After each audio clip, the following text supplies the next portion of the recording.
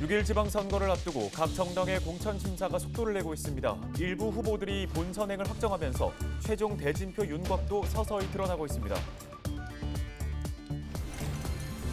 국민의힘 김태흠 국회의원이 충남도지사 선거 출마를 공식 선언했습니다. 김 의원은 집권 여당의 프리미엄으로 충남 발전에 필요한 것이 있다면 무엇이든 가져오겠다고 강조했습니다. 천안의 한 길거리에서 50대 남성 A씨가 흉기를 휘둘러 2명이 숨지고 2명이 다쳤습니다. A씨와 피해자 일행은 서로 모르는 사이인데 앞서 인근 노래방에서 시비가 붙었던 것으로 파악됐습니다. 노후된 산업단지를 혁신해 지역산업의 핵심 거점으로 탈바꿈시키는 산단 대개조 사업이 추진됩니다. 충남도와 6개 기관은 업무 협약을 체결하고 정부 공모에 선정될 수 있도록 협력할 방침입니다.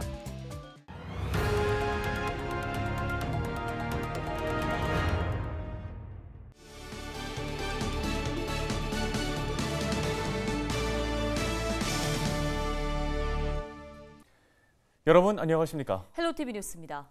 6일 지방선거를 향한 시계가 빠르게 돌아가고 있습니다. 선거가 40여일 앞으로 다가온 가운데 지역 정치권에서는 본선 무대에 나설 최종 후보를 가리기 위한 작업이 한창입니다. 네, 일부 지역에서는 본선행 티켓을 거머쥔 후보들이 나오면서 선거 대진표 윤곽이 서서히 드러나고 있습니다. 한범호 기자가 보도합니다. 더불어민주당 충남도당 공천관리위원회가 공개한 1차 심사 결과입니다.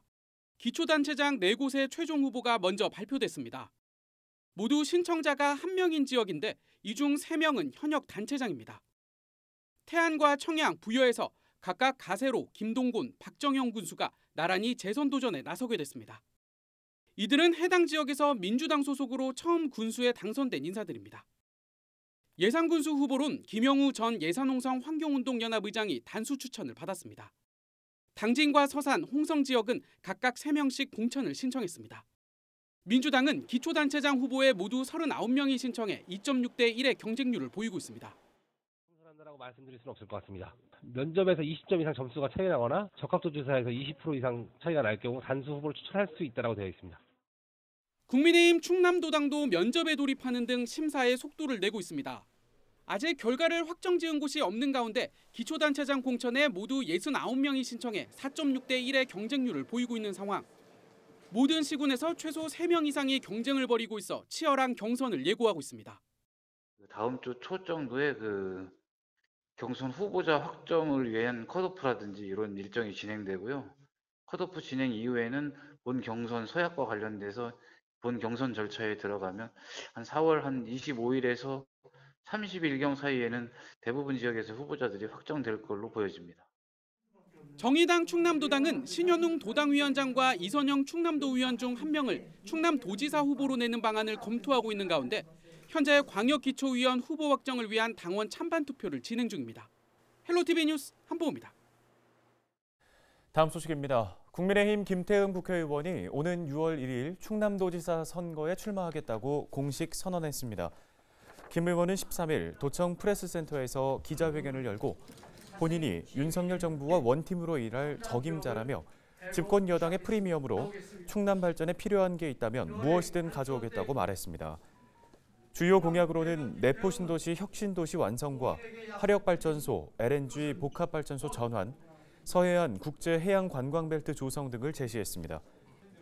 김 의원은 보령 서천 지역구 3선 국회의원 출신으로 충남도 정무부지사 등을 역임했으며 서강대 공공정책대학원 행정학 석사와 건국대 무역학 학사, 공주고를 졸업했습니다.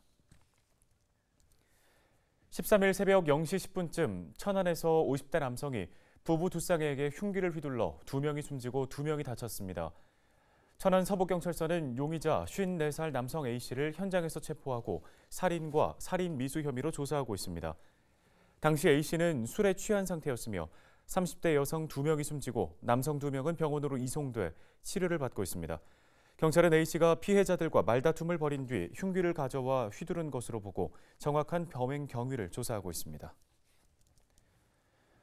충남도가 노후된 산업단지를 혁신해 지역산업의 핵심 거점으로 조성합니다. 충남도는 13일 충남 테크노파크 등 6개 기관과 산업단지 대개조 사업에 정부 공모 선정을 위한 업무 협약을 체결했습니다. 산단 대개조 사업은 지역 일자리 창출과 중대재해 발생 감소 등을 목표로 올해부터 3년 동안 진행됩니다. 충남도는 이번 사업으로 1조 3천억 원의 경제적 효과가 발생하고 6,100여 명의 일자리가 창출될 것으로 기대하고 있습니다. 탄소 배출을 줄이는 일은 이제 우리 모두의 숙제입니다. 식탁에서부터 관심을 가져야 할 것 같은데요. 탄소 배출이 적은 음식을 먹어야 식품 생산부터 또 음식물 쓰레기 처리까지 온실가스를 최소화할 수 있기 때문입니다. 이런 가운데 채식 급식을 활성화하는 지역들이 늘고 있습니다. 이관성 기자입니다. 인천시 의회는 최근 학교 채식급식 활성화 지원 조례를 통과시켰습니다. 학생들의 건강과 식습관 개선을 위해 교육감이 채식급식 활성화 계획을 세우고 행정적, 재정적 지원에 나서도록 한 것입니다. 해당 조례는 학생들 식탁에 채식 메뉴를 늘리도록 유도할 뿐 아니라 저탄소 식생활을 가질 수 있도록 하는 교육적 목적도 갖고 있습니다.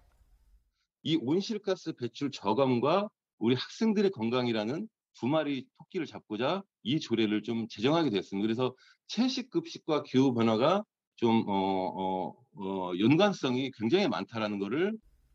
교육당국이 채식급식 활성화에 나선 지역은 인천뿐이 아닙니다.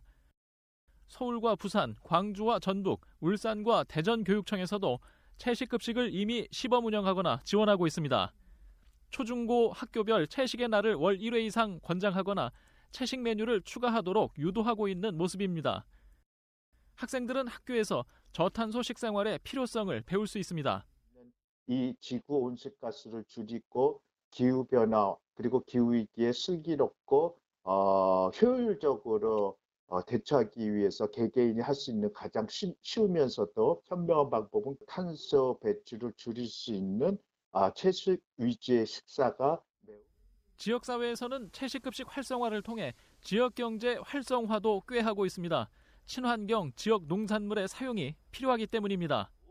학교급식에 필요하러 하는 농수산물들을 직접 농가와 적정 가격으로 수매하여 공급할 계획입니다. 그래서 이런 부분이 지역경제 활성화를 충분히.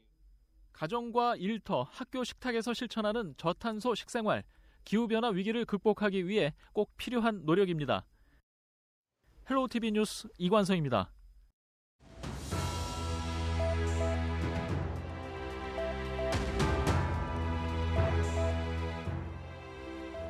문화활동으로 만들어진 가치가 뛰어난 사물을 문화재라고 합니다.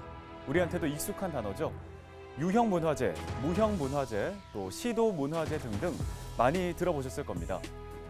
60년 동안 고수해온 이 문화재라는 명칭이 이제는 유산으로 바뀌게 됩니다. 이 문화재라는 말은 1962년 제정된 문화재보호법 이후에 널리 사용돼 왔는데요.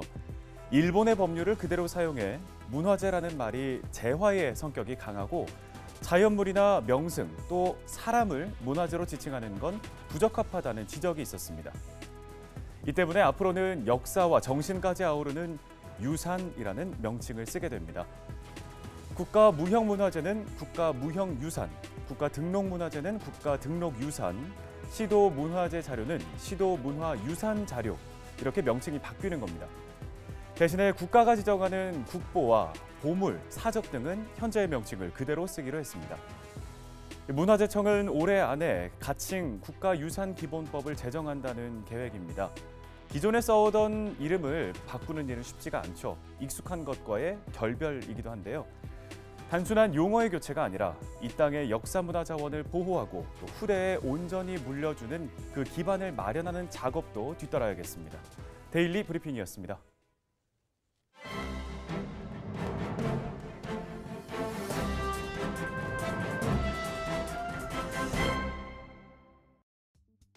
신문 브리핑입니다.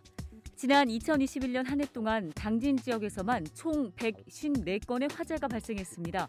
이로 인해 2명이 사망했고 약 13억 5,100만 원의 재산 피해가 발생했는데요.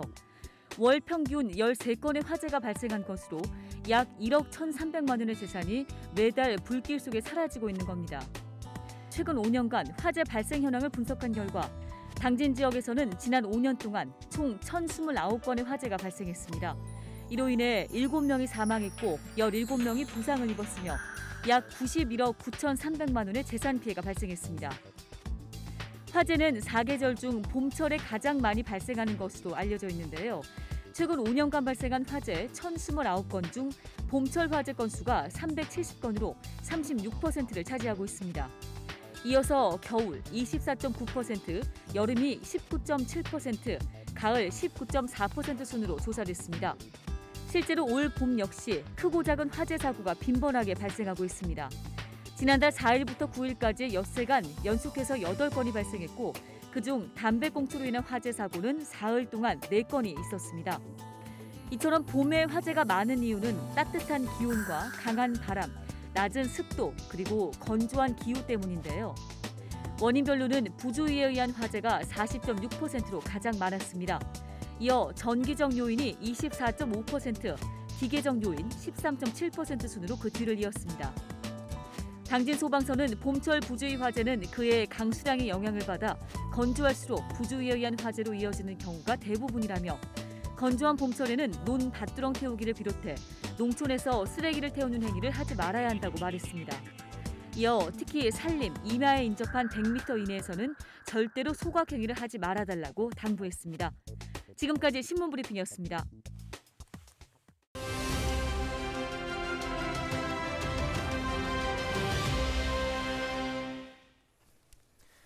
최근 해양 쓰레기 문제가 심각한 상황입니다. 태안군이 해양 생태계와 수산자원 보호를 위해 환경 친화적 어구 지원 사업을 추진합니다. 네, 태안군 조천식 어업지도팀장 전화 연결해 보겠습니다. 안녕하십니까? 안녕하세요. 태안군청 어업지도팀장 조천식입니다. 예, 태안군이 생분해성 어구 보고 사업을 추진한다고 하는데요. 이번 사업을 시작하게 된 배경이 무엇인가요?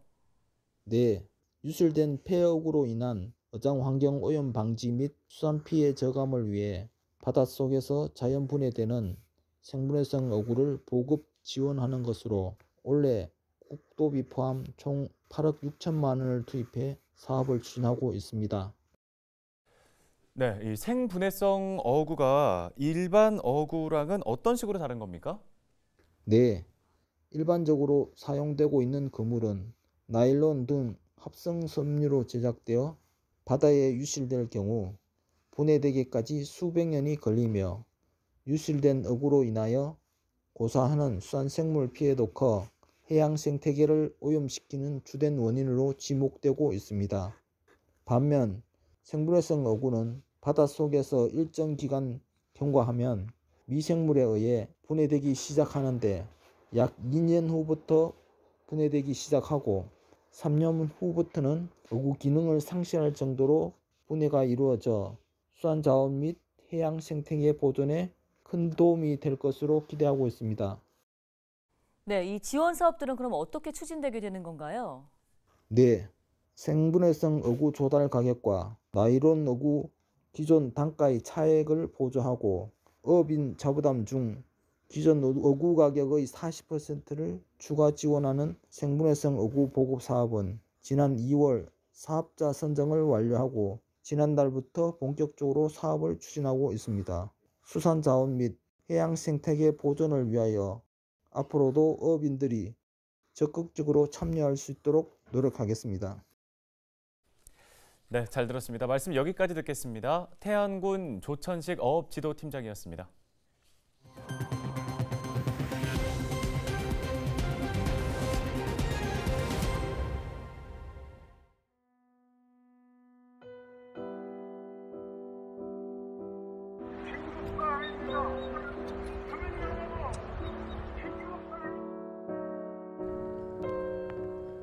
어저께 그 정도 헬리콥터가 뜨고 계속 그랬어요. 그런데 이제 완전히 끄고 나니까 마음이 안위가 되죠.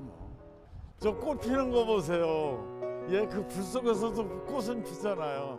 진짜 봄비가 오고 나니까 너무 고맙죠. 진짜 고맙습니다.